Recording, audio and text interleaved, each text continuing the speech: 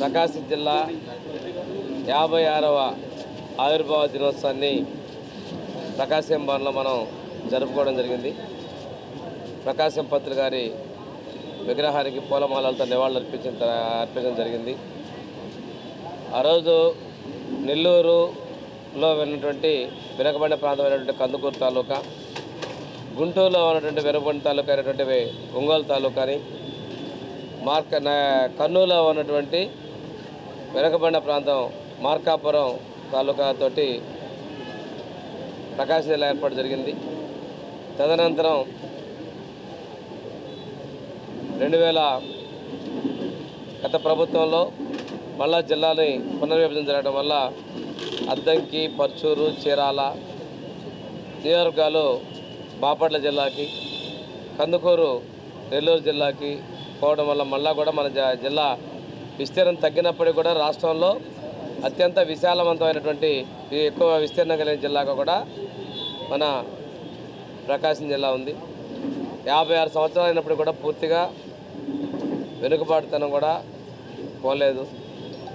ఈరోజు మన ప్రభుత్వం ఉన్నటువంటి లక్ష్యాల ప్రకారం పశ్చిమ ప్రాంతంలో ఉన్న వెలుగొండ ప్రాజెక్టు పూర్తి చేయటం, ఉమ్మడి జిల్లాలోని కందుకూరు ప్రాంతంలో ఆ రోజు పేపర్ మిల్ కూడా మన ప్రభుత్వంలో పోర్టు తీసుకున్నట్టయితే ఏషియన్ పల్ప్ పేపర్ మిల్కి పోయినప్పటికీ కూడాను ఇప్పుడు బీపీసీఎల్ రిఫైనరీ కూడా ఏర్పాటు చేయటం, సమీపంలోనే ఉమ్మడి కందుకూరు జిల్లా కూడా, కందుకూరు నియోజకవర్గం కూడా తిరిగి ప్రకాశం జిల్లాకి వచ్చేటువంటి పరిస్థితులు ఉన్నాయి. అద్దంకి ఇవన్నీ కూడాను. ఏది ఏమైనప్పటికీ పారిశ్రామిక పరంగా కూడా ప్రభుత్వం మన ప్రాంతం మీద దృష్టి పెట్టడం జరిగింది. నిన్ననే గిద్దలూరు ప్రాంతంలో లిడ్ క్యాప్ ఇండస్ట్రీకి ఫౌండేషన్ ఏర్పాటు చేసుకొని ప్రారంభించుకోవడం జరిగింది. రెన్యూవల్ ఎనర్జీ కింద కనిగిరి ప్రాంతంలోనూ, అదేవిధంగా దొనకొండ ప్రాంతాల్లో కూడాను పారిశ్రామిక పరంగా ప్రోత్సాహంతో పాటు ముఖ్యమంత్రి గారి ప్రత్యేక శ్రద్ధతో మన ప్రాంతానికి నీటి వసతులు కూడా కల్పించడం దృష్టి పెట్టడం జరిగింది. ప్రతిష్టాత్మకమైనటువంటి ఇన్స్టిట్యూట్స్ వచ్చినటువంటి వాటిని కూడా పూర్తి చేసే విధంగా మన ప్రభుత్వం ముందుకెళ్తుంది. ఏది ఏమైనప్పటికీ కూడా ప్రకాశం జిల్లాలో లక్ష్యం ఏదైతే అభివృద్ధి కోసం వెనుకబడిన ప్రాంతాల్లో ఏర్పడిన జిల్లాని కొనసాగి దాన్ని పూర్తి చేసేందుకు ప్రభుత్వం సిద్ధంగా ఉందని చెప్తుంది.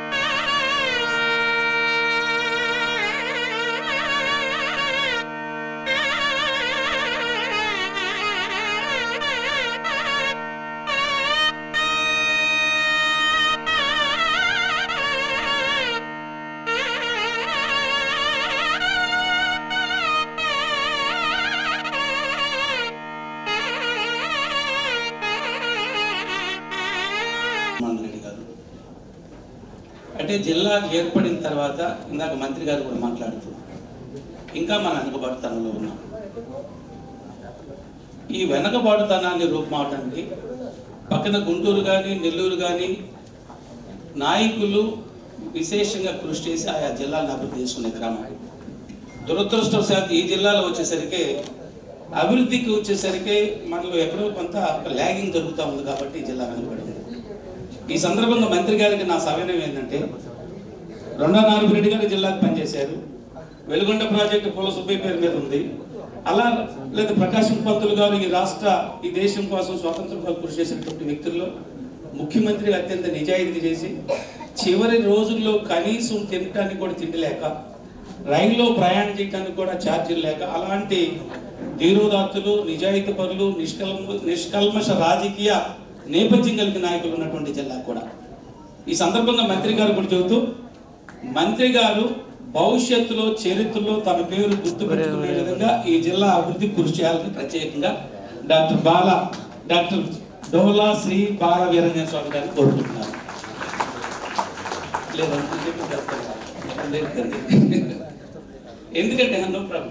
ఎందుకంటే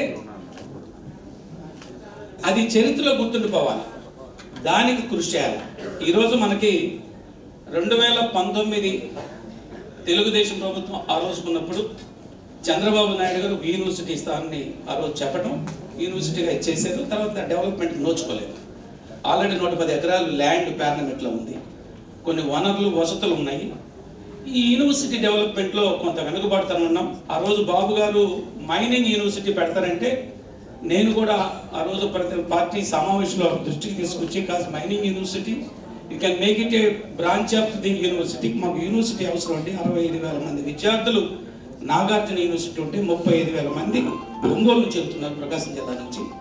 యూనివర్సిటీ అవసరం ఉంది, మీరు ఒక యూనివర్సిటీ పెట్టండి అని అడగటం. ఆ రోజు మాగుంట శ్రీనివాసరెడ్డి కూడా ఇష్యూని రైజ్ చేయడం కూడా జరిగింది. అలాగే మన నాయకులు కూడా నెక్స్ట్ జనరేషన్కి జిల్లాలో ఆయన చేసిన సాక్రిఫైస్ కానీ మన ఆంధ్ర రాష్ట్రానికి టంగుటూరి ప్రకాశం పంతులు గారు ఈ జిల్లాలో పుట్టినందుకు కూడా ఒక టూరిజంగా మనం కూడా ఒక మంచి మాన్యుమెంట్ ఐకానిక్ లాగా చేస్తే ఒక నెక్స్ట్ భావితరాలకి అది ఉపయోగపడుద్ది. మనం కూడా ఎప్పుడన్నా ఇలాంటి అవతరణ దినోత్సవప్పుడు కానీ ప్రకాశం పంతులు గారు చనిపోయిన రోజు కానీ పుట్టినరోజునప్పుడు కానీ అందరం అక్కడ ట్రిబ్యూట్ చేసుకోవడానికి బాగుంటుంది. అలాగే మనకి ఇంకా మంచి ఇన్స్టిట్యూషన్స్ కూడా రావాలి. అలాగే ఈ ప్రకాశం జిల్లా వెనకబడిన జిల్లా నుంచి ఈ కూటమి ప్రభుత్వంతో ఆ ముసుగు తొలగిపోయి అభివృద్ధి జిల్లాలో రాణించాలని మనస్ఫూర్తిగా కోరుకుంటూ సెలవు తీసుకుంటాం. Most backward areas of Nellore, Kurnool, గుంటూరులో ఫామ్ చేశారు.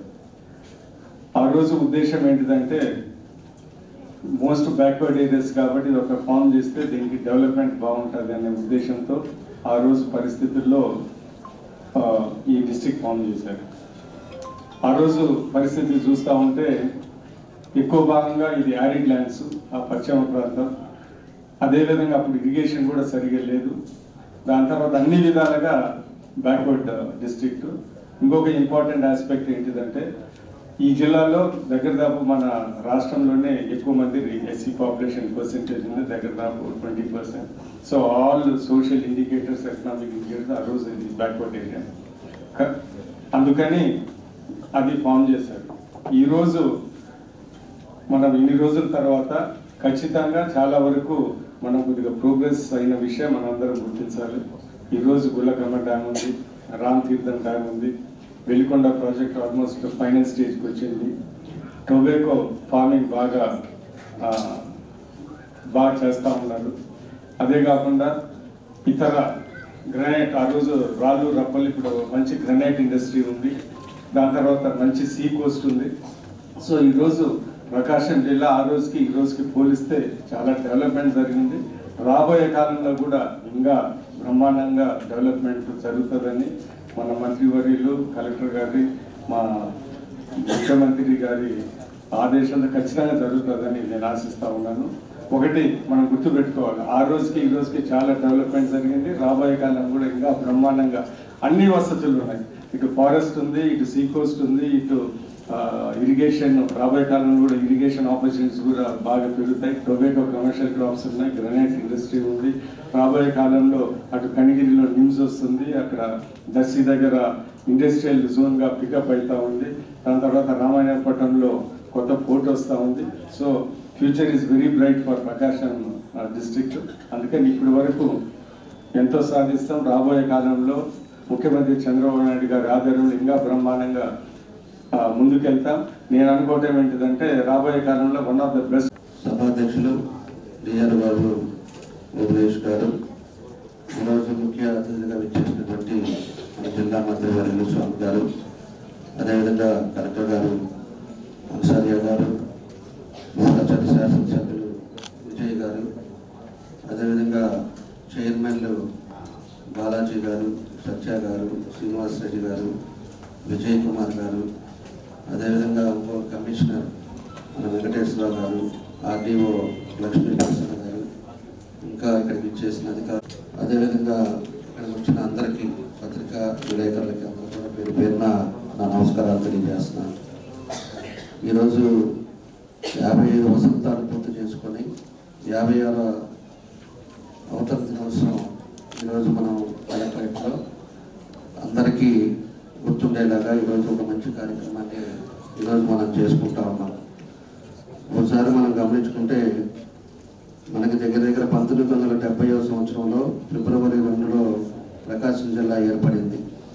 ఆ తర్వాత మనం ఫ్రీడమ్ ఫైటర్గా ఉన్న మన జిల్లా వాసి టంగుటూరి ప్రకాశం పంతులు గారిని గుర్తుపెట్టుకునే విధంగా ఆ రోజుండే పరిస్థితుల్లో 1972 డిసెంబర్ 5న ప్రకాశం జిల్లాగా మార్చబడింది.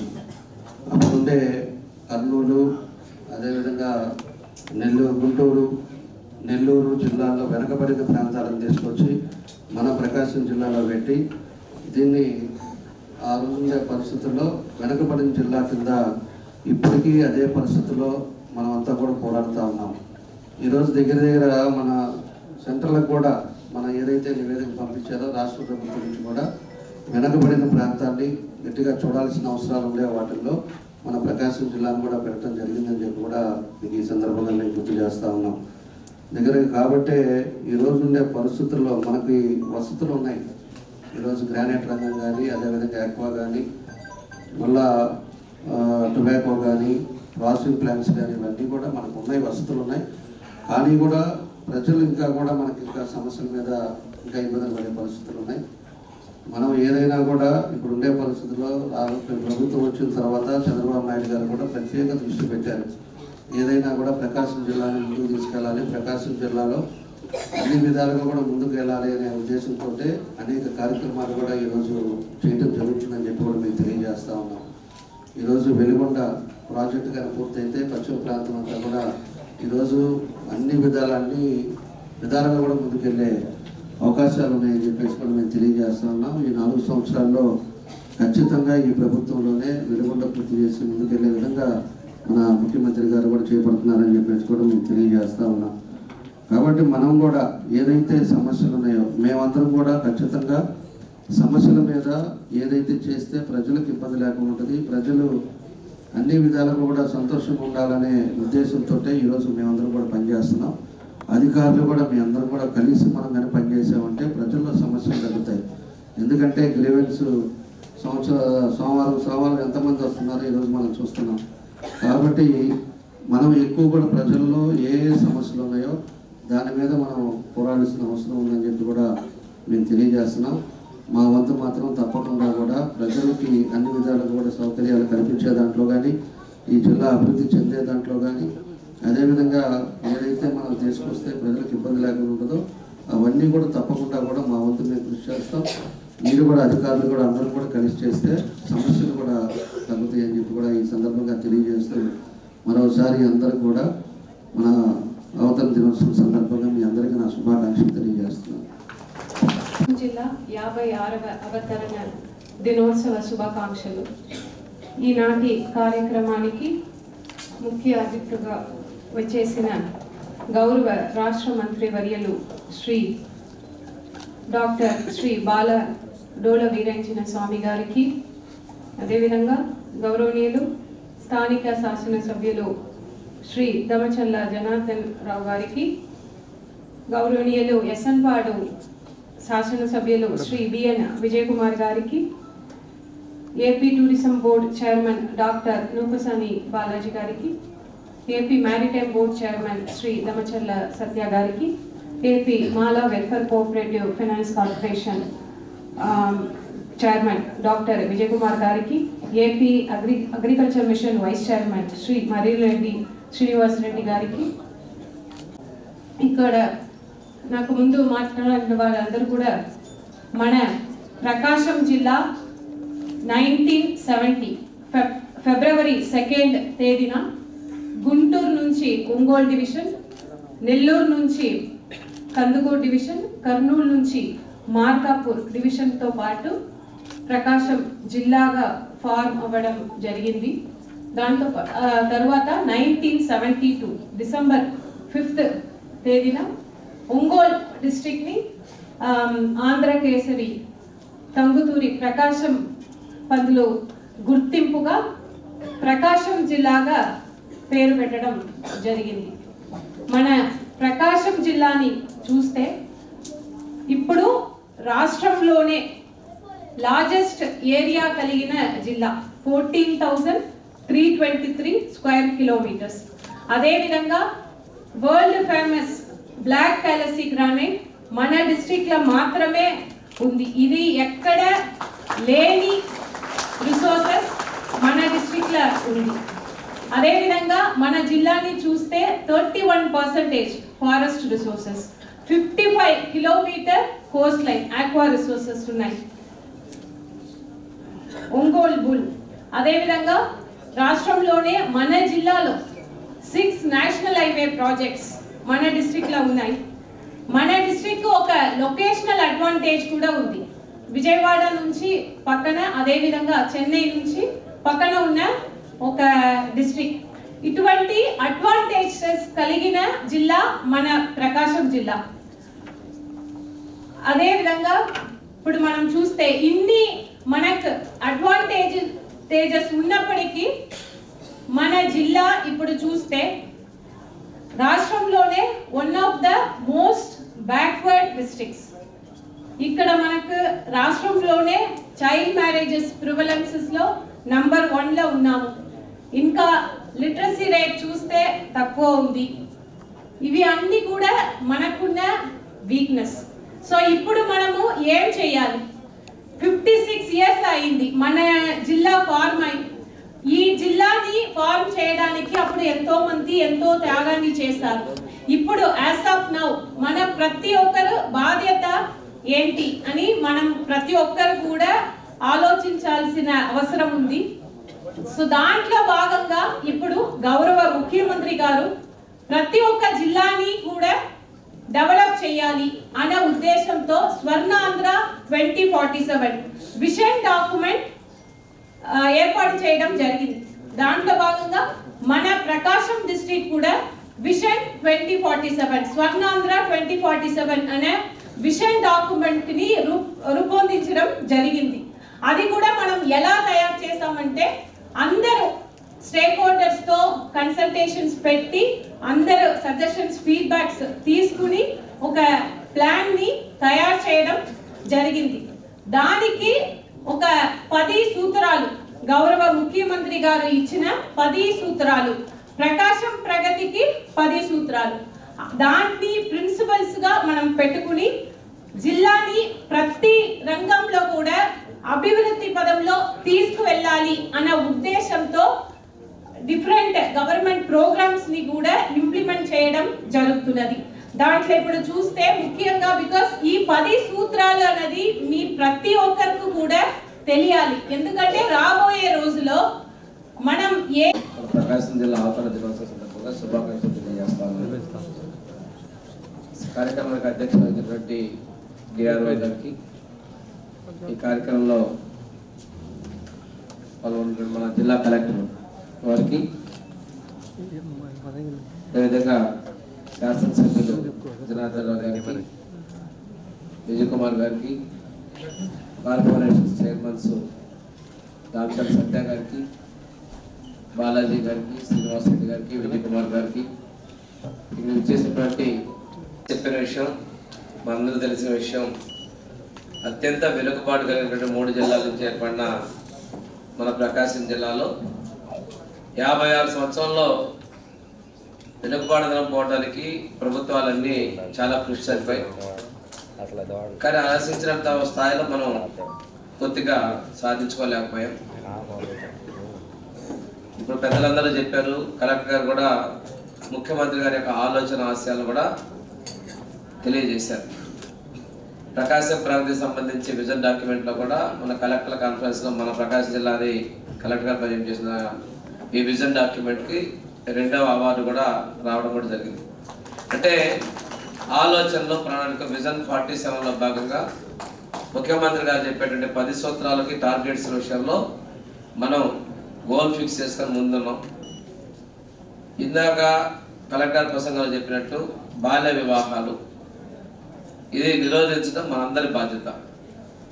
రెండోది చిన్న బిడ్డలు, తల్లులు, మాతృమరణ శిశు మరణాలు అవి కూడా మన జిల్లాలో ఎక్కువగా ఉన్నాయి. వాటిని నివారించేందుకు కూడా మనందరి సహకారం కావాలి. విద్యాపరంగా చూసుకుంటే మనం ఇంకా వెనుకబాటులోనే ఉన్నాం. ఇన్స్టిట్యూట్స్ విషయంలో తెలుగుదేశం ప్రభుత్వం ఉన్నప్పుడు యూనివర్సిటీ ఆ రోజు ప్రకాశం యూనివర్సిటీగా పెట్టుకోవడం జరిగింది. అయినప్పటికీ కూడా పూర్తి స్థాయిలో యూనివర్సిటీ ఎస్టాబ్లిష్ కాలేదు. అది పూర్తి చేసే విధంగా అందరం కూడా సమిష్టిగా కృషి చేస్తున్నాం. అది పూర్తి స్థాయిలో సేవలు అందించే విధంగా మనందరం కూడా చొరవ తీసుకునే విధంగా కలెక్టర్ గారికి కూడా దానికి సంబంధించినటువంటి ప్రతిపాదనలు కూడా గవర్నమెంట్కి పంపించాలని కూడా నేను రిక్వెస్ట్ చేస్తున్నాను. రెండోది హార్టికల్చర్ యూనివర్సిటీ ఆ రోజు మనం తీసుకొని రావడం జరిగింది. అది 2022లో విభజన తర్వాత కందుకూరు డివిజన్ ద్వారా నెల్లూరుకి వెళ్ళింది. సమీపంలో కందుకూరు కూడా మన ప్రకాశం జిల్లాలో కలవబోతా ఉంది. ఆ హార్టికల్చర్ యూనివర్సిటీ కూడా తిరిగి మన ప్రాంతాల్లోనే మనం అభివృద్ధి చేసుకునేటువంటి అవకాశం ఉంది. ఆ రోజు రామాయపట్నం పోర్టు ప్రతిపాదనలు చేసి శంకుస్థాపన గౌరవ ముఖ్యమంత్రిగా చంద్రబాబు నాయుడు గారు శంకుస్థాపన చేశారు.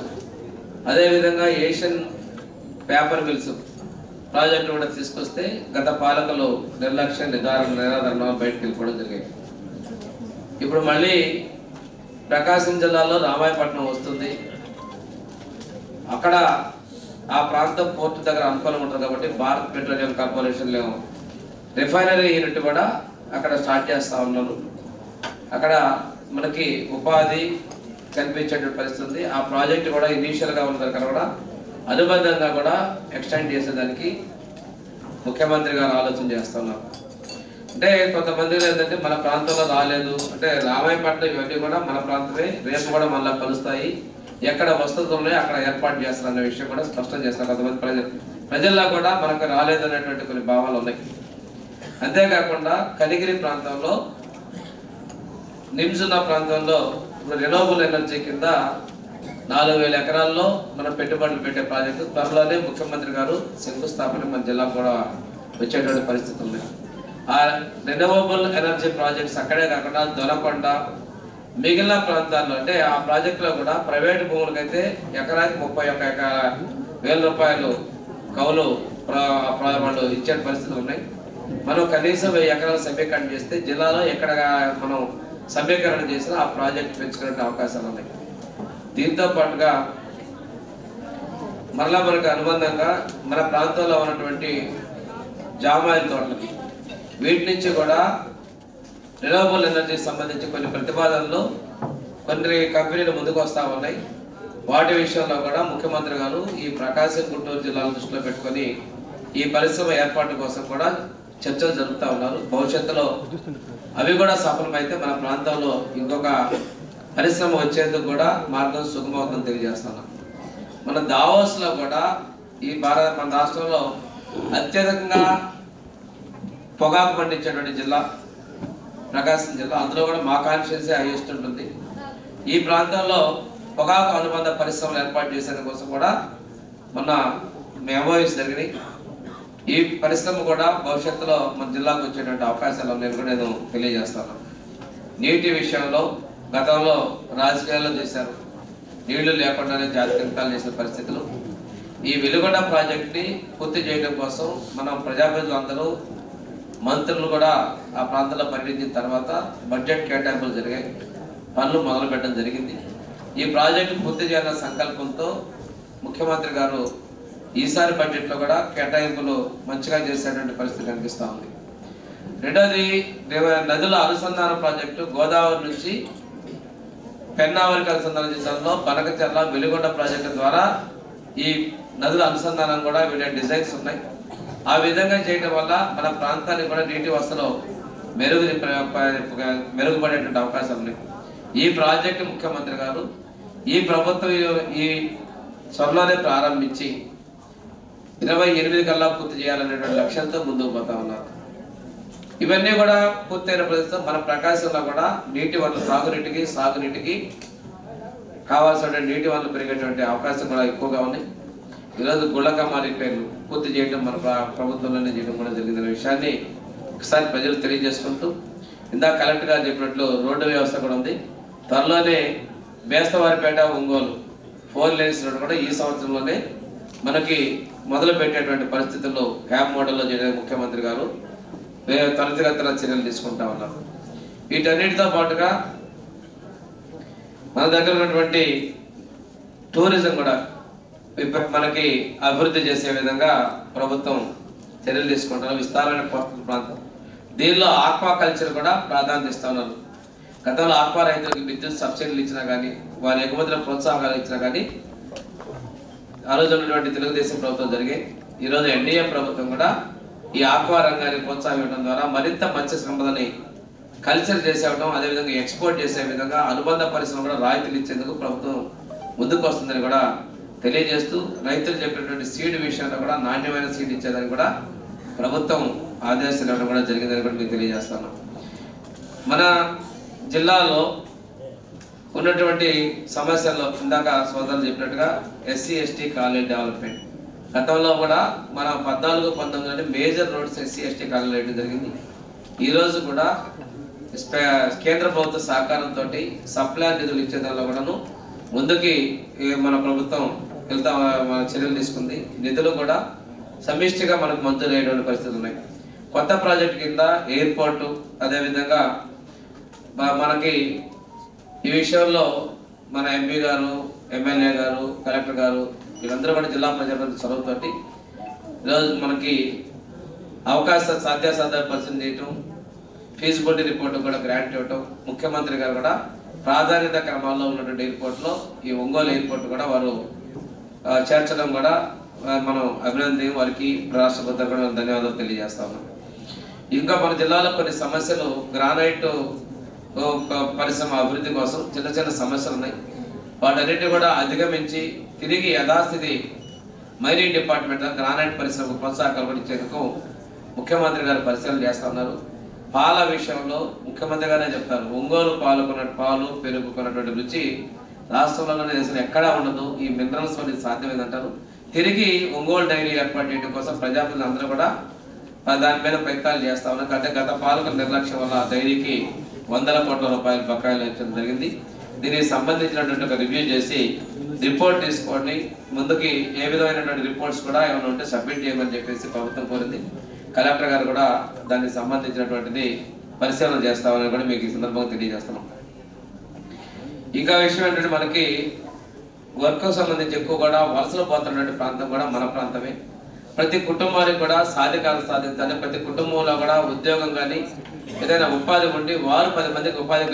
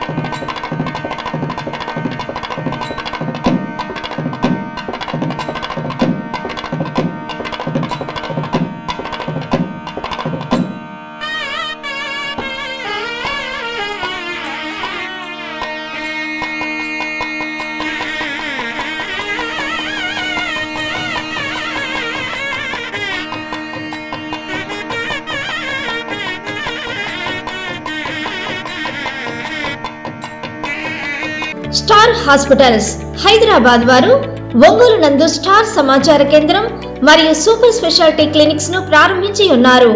ప్రతి వారం సూపర్ స్పెషాలిటీ డాక్టర్స్ అందుబాటులో ఉండెదరు. తేదీ 6/2/2025 గురువారం కిడ్నీ వ్యాధి నిపుణులు డాక్టర్ గుత్తికొండ జ్యోత్స్నా గారు మరియు డాక్టర్ అపూర్వ వాస్కులర్ సర్జన్ వెరికోస్ వెయిన్స్ అందుబాటులో ఉండెదరు. మరియు cardiology, interventional pulmonology, vascular surgery, varicose veins, neurology, nephrology, liver and gastroenterology విభాగాల సేవలు అందుబాటులో ఉండును. వివరాలకు స్టార్ హాస్పిటల్స్ సమాచార కేంద్రం మరియు super speciality clinics, Joy Lukas ప్రక్కన, సుందరి భవన్ రోడ్, ఒంగోలు. సెల్ 9063 443 707.